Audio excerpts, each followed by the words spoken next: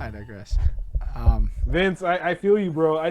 I tried to get so many more people on that project, and like sample clearance is my it was my not my like I don't think gift to the city, but sample clearance was like I want to show people that we can do this shit. And from where I was coming from, no one was listening to West Island folk like that. No one was really listening to like Montreal people like that. So I was just like, how about I just bring all these people together, get them on my beats, and like let's go. So I guess the question is, how do we? And the bigger question is, how do we recreate that spirit today?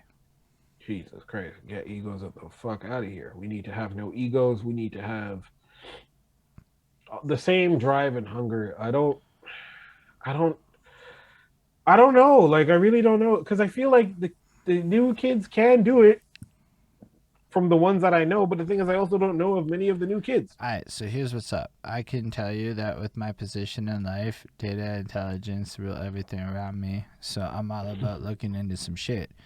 I could find 15 people if anybody really was down to really work with it. Because here's the problem: it ends up being that a lot of us end up writing solo, trying to all do the Mm, same thing at the same time. Doesn't go anywhere. Egos get in the way. But really, the people in charge don't always want to do the things that are necessary to be that role, big which facts. costs losses. I read this marketing book recently by my favorite marketer, Scott. What's his fucking name? Whatever his fucking name is. I'm feeling like I'm blanking on it. Scott Galloway. That's it. Dude's fucking great. He says fuck. So I was in. You're a marketer and you say fuck, you sold me. You're speaking my Yeah. language now. But Yeah. he was like, entrepreneurs are the types of people that will work an 80-hour a week just to put money in at the end and not get paid. And I'm like, oh, shit. That is an interesting way that people can evaluate who's really about that in terms of being a leadership within that shit and who's not.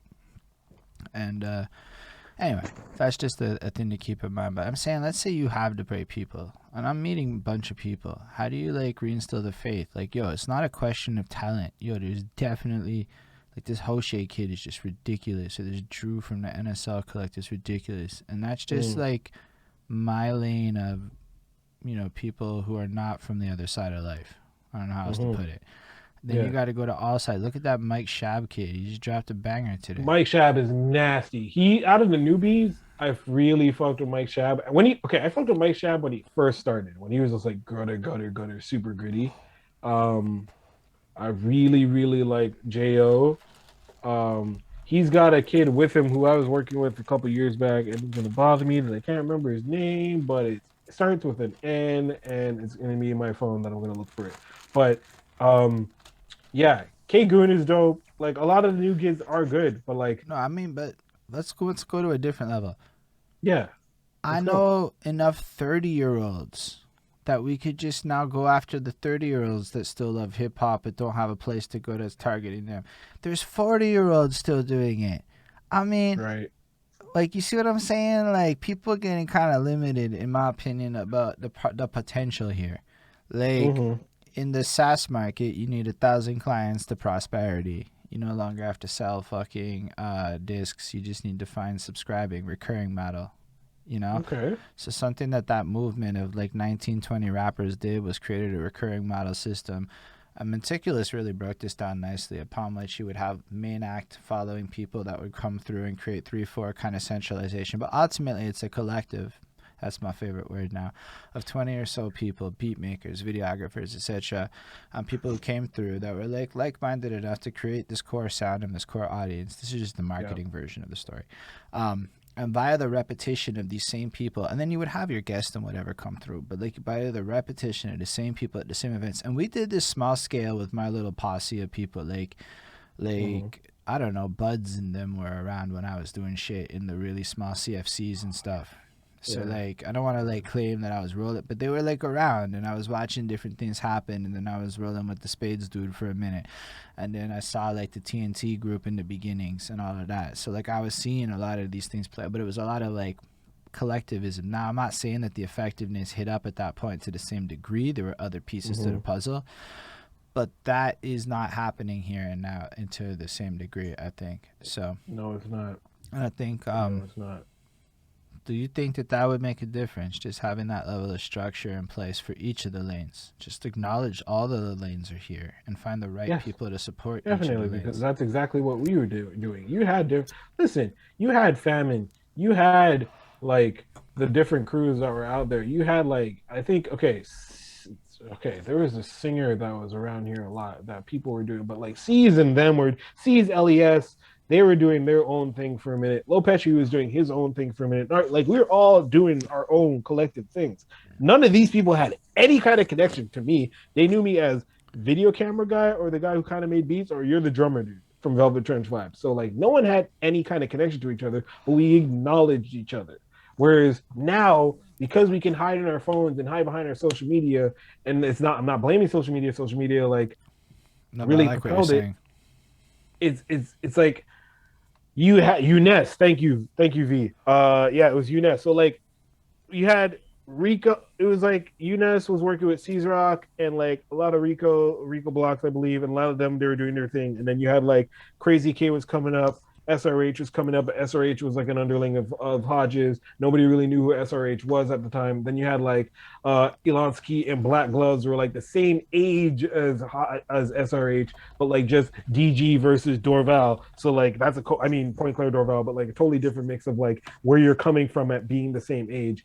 And then again, all this being at the very like starting this, you had the Expo Fitted remix, which a lot of people just jumped in to kind of give you their viewpoint of what they felt about Expo's Fitted. So like everybody acknowledged each other, and it was like a respecting. Like it was really like, I may not fuck with you, I may not fuck with the way you rap, but like you guys are doing your shit. Crime in the City was heavy. We had the fucking the countdown shots by the countdown on K103 that was done by Vince. I need you to do this for me again. Because I'm forgetting wild names, and I literally have this dude on my Facebook, and he was like a host. It was after Don Smooth, Not Don Smith. not Don Smooth. Next dude. Either way, he started doing the weekly countdown, and like everybody was just trying to get their songs on that K103 countdown, and it was like Nick Fury, yes, fucking Fury. I'm a comic book dude, and I forgot that. That's despicable. I'm sorry. I'm really sorry about that. So Fury, shouts to Fury. He killed it, and like it's just everything happening at a perfect time between 2010, 2012, and just shit was just like boom, and everybody acknowledged each other. Now, Okay, so as I was saying that's before, the big thing that you're saying. yeah, Acknowledging each other, they don't.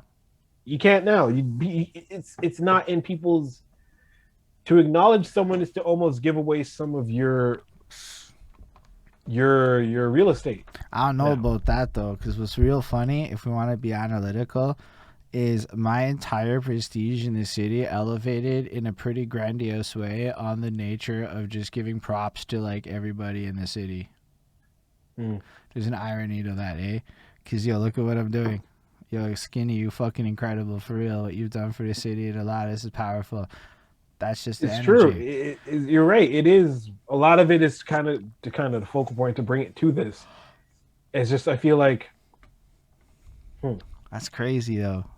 I don't know how to break it down, but it's just like a lot of people just, you know what I mean? Like, you know, you got your bros that you like, your family and your friends that you've been like, quote unquote, following from time. So like, you're always gonna be, you know. But like, say if there's like a new guy that comes in and he doesn't necessarily know what you've done or what you've accomplished or what your history is about. It's also like views came in. Now let's be real. I remember that in views came in. 2013, 2014, something happened.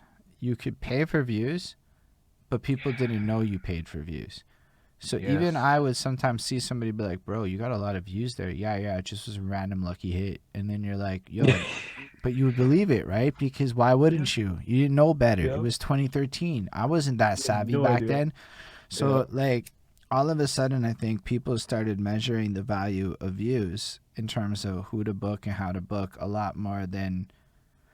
Well, actually, it's kind of what happened to the record labels, right? Like, think about it. They went from this point where you have A&Rs who are based on pulse of the sound to data rule everything around me, but bad data reading leads to trend reading, leads to trend hopping, leads to whatever. So you're getting ringtones? Yo, but ringtones were lit. I'm sorry, but True. Soldier Boy songs are good to this day, and everyone clowns on him. But like, I listen to his music because how them right tell it just rhymes perfect. So I Yeah, roll you're with right. it. You're right. You're And right. I'm sorry, but like, we hate on some shit that we were wrong about hating on because it was actually real litty.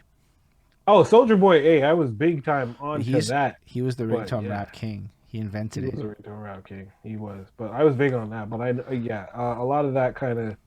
It was kind of like, to kind of sum it up.